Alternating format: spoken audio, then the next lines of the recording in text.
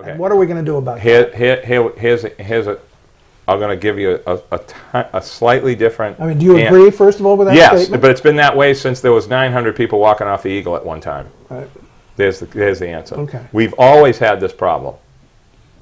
There was more people on the slow boat at one trip than there is now. It's just spread out over any number of trips. We're going to have, as you know, 14 fast boat trips a day in Nantucket. Right.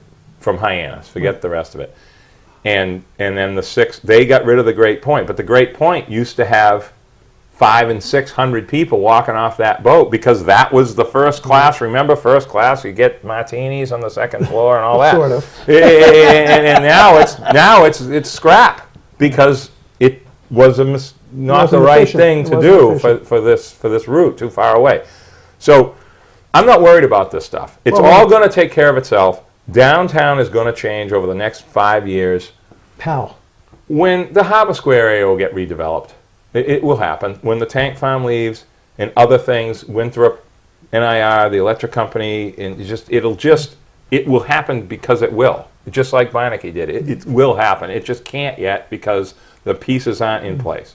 But it's going to. You're going to see improvements to the sidewalks. You're going to see circulation better in the A&P lot where the curbing and it causes people to not be able to circulate when the cars are pulling over. You're going to see, New Whale Street widened a little bit. And there's going to be a lot of improvements. And it's going to be private improvements. So that's good for us. I think... But is it going to be done as the result of sort of the national evolution of things, or is it going to be done because the town planning department and the planning board hang on. Okay. Are making it a priority and expressing that as a priority? I think it's a public-private partnership effort. And we have people that care. That's all I'm going to say. We have some good people that care about the downtown and care about Nantucket, what's best for Nantucket, that are working. Well, but that's all I'm going to say to that. Well, I think it's a fair question. We don't own any land downtown, but we don't own one shovel. I understand that. Okay, but you have a job. The planning department, the transportation department has a job to do. I'm not making this personal. So I said public-private partnership. That's what it's going to be. But have they, and part of their agenda, if you will, of the planning department, is to make that kind of thing happen over time? Yes, and that's. The influence of public-private partnership is it's happening. It's just slow, but the pieces are not in place for this to happen yet. But it will happen. When do you think that it's something that can really the details of which will be able to be discussed? I think within the next year you'll be hearing more about a plan down there. A conceptual plan, sort of a Wilkes Square, much more in detail, not just a real sort of. The police chief is talking about a program to widen Easy Street and take away the parking along there. Yes. And his view is that the issue is not the vehicle access per se, it's the pedestrians. Well, first of all, that is a kind of fits into a couple of other things. What he said, I didn't know he said that because I wasn't here yet. He just said it. Okay. He will. It's part of the plan to fix the bulkhead. It needs to move back a little bit, angle towards Mrs. Dealey's a little. The bulkhead. If it goes out a little, we can pull back some of that. You sort of addition by subtraction. I'm in favor of what he said. Now, I'm a big parking space guy. People don't pull up all the way. Mopeds shouldn't be in car spaces. It's ridiculous. That's my new pet peeve this year. Mopeds and car spaces is driving me nuts. I picked up 2 so far this year. Put them on the sidewalk. And in reversing Oak Street, it's set up to be reversed, but you can't turn left there that easily with those cars parked in that little bulbous area. But he is right. It will improve everything if we make that wider sidewalks, but 2 real lanes simultaneously. If you're improving 2 things by getting rid of those handful of spaces, it'll also still serve as somewhat of a fake loading zone kind of thing, which is okay for a couple hours a day. But it's a good idea. I agree with him on that. What, to widen it? To widen? No, he's saying it's not. He's saying the problem. Oh, I thought he said it was a good idea. No, he's saying the problem is not vehicle access, which works. Yeah, but you can't make the pedestrians work on a 2-foot sidewalk. They can't even pull a bag on. So on you're Easy going to Street. widen. No, we're You know, talking. sidewalks he's are going to talking- get wide. he's If you get talking- rid of the parking on the right. He's talking, I believe, more about Broad Street. I thought you just said Easy Street. Well, but no, I did. Oh. Easy Street's being widened allegedly to provide better vehicle access. No. It isn't Distinct- widened. It's actually going to be. It's just getting rid of the parking Well, that's makes it- it that's- wider, that's- but you yeah. can get. But the sidewalk will come out more on the. Let's just call it the bulkhead side. the bulkhead side. Right. It, But his view is the issue is the pedestrians on Broad Street. well, we need the pedestrians to be. I mean, that's what people come here for. I mean, they're whacking, they're pulling their bag to somewhere. We need to make it better for them. I mean, that's what's running the place. I mean, they're showing up without cars, and they need to be able to walk across town with their stuff. And Well, we don't have a I very. don't think we're disagreeing with that. Yeah, I mean, think- it's all part of everything but- we were talking about, but- fixing the downtown stuff, and It that's is. going to take time. There's money appropriated for sidewalks now, $1 million a year, give or take, and that's just got approved this year at town meeting. So I mean, this stuff is new. It's going to take time for this stuff to happen. Can we get back on housing? Yes. Tucker Holland, I want to give him a plug. The guy is the man we've been looking for years. You got to get him on TV, get him on whatever you're doing, and let him go and talk to you a little bit about the nuts and bolts of housing in Nantucket and the efforts that are being made by different entities, and how the Affordable Housing Trust Fund has come in, and now there's a little bit of money to do certain things that we couldn't do. It's very hard for the town to write a check. It's very difficult for certain things to happen. So this allows a faster way when a piece of property may come for sale that is the right type of property. It can be purchased for housing without a long process where the property owner can't wait. Different things like that he can explain to you. Okay? But the under 2% ground cover, Lug 3 zoning is 68%. Areas where we want a down zone, and you know, we talked about that yesterday. You have to remember, there's Lug 1 in a lot smaller zoning in Squam, Pulpus Road, and the high-end areas have lower zoning. Have Yeah. denser zoning. I think. And we've got this airport area, this whole boulevard area that was just thrown into Lug 2 in 1972 because there wasn't anybody wanted to even live there, okay, is local property owners for the most part. It hasn't been gentrified totally yet. It's probably about 15%, all right?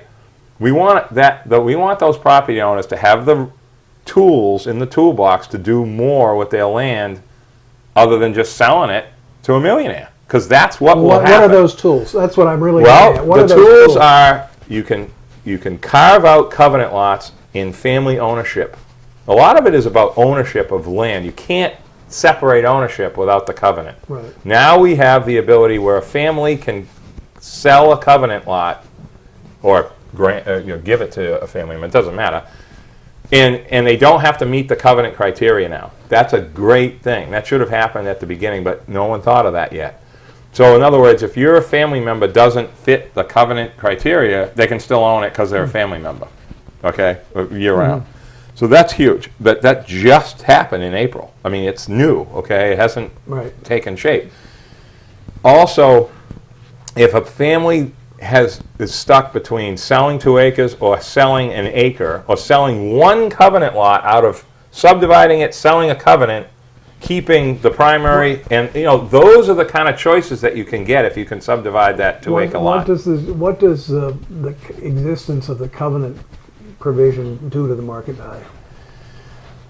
It's less, but sometimes is it 40% less? I don't know. It's different rates. I mean, Yeah, I'm sure it is, but there's gotta be the an key average. to the covenant is that it has to be year-round. It can't be sold as a seasonal home. So that's the most. How do you protect against that? How do you? Well, you can't. I mean, it's How do you- it's that's the whole legally point. recorded. I mean, this is not like fake. I mean, this is real. But somebody buys it and then says, "All right, I'm going to No. move to." You'll have to ask Tucker all that information. I don't have every single legal detail, Dan. I mean, I'm not, super genius with every single thing. You know what I'm saying? You're asking me some technical questions. But once it's a covenant, Don't bore me with the details. It can't change. I can tell you that. Because that's your second dwelling right that you've carved out. But what I'm getting at is you take this is 2 acres, cut it in half. Now the property owner that needs to do some changes doesn't have to sell an acre. They could sell a covenant. They could sell 2 covenants, keep 2 primaries. It gives them more choices. That's all that we're trying to do. You're not going to see people just start subdividing right away. It takes 30 years for that to materialize. We have lots being subdivided downtown every month that have been there since the founders. I mean, you think there's no more space downtown? Yeah, there is. You'd be surprised how much. Oh, this little yard right here. Part of the reaction to it is the aesthetics of it, and on the one hand, we're very fortunate here. We are. That we have preserved the aesthetics in large measure. We saved the island before we were invaded. Right. Where we have more people want to have a home here. When you start, I think what people are concerned about is when you start to subdivide these as next door, where the houses are out of proportion to what's next to them and so forth. It's up at the end of Main Street. I would agree with you on that. And downtown, houses have been over 30 feet for a long time. Yeah, but somebody's been responsible for allowing that to happen. Who probably, HDC probably should, in my view, should not have allowed. It's complicated when you have ground cover allowed versus aesthetics. I mean, they're allowed to do this under zoning. Right. You can't change the ROH. You know what I'm saying? People would want to leave that. So you get this. You get stuck between aesthetics versus size. Is there a way to solve that problem? I don't know whether even a tax abatement. Well, we did it with Matica with height restrictions on the shoreline. We did it in Surfside. I mean, there's out in Cisco. We did something out there with 26 feet. I think I forget something like that. But in this area, it has never been discussed that way because you've been able to shoehorn houses in town for years. I mean, that's where everybody lived.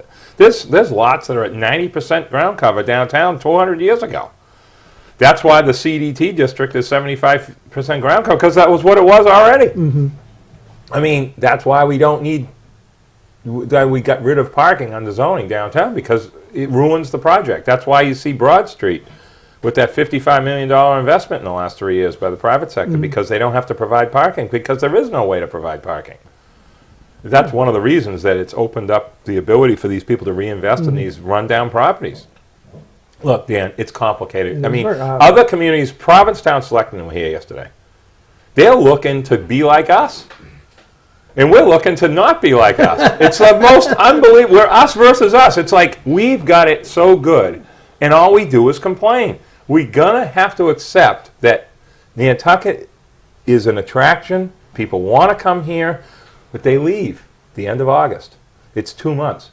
It really is, too. The weekends in the fall, people love that. That's a whole different market. If it was 10 months a year like this and we had to wait for 2, now I'd be on a different side. Okay, I think on that note, anyway, we got to call it quits. But thank you. Dan. As always, you're Nice interesting and with you. provocative, and I appreciate your coming on. Talk to me after the summer.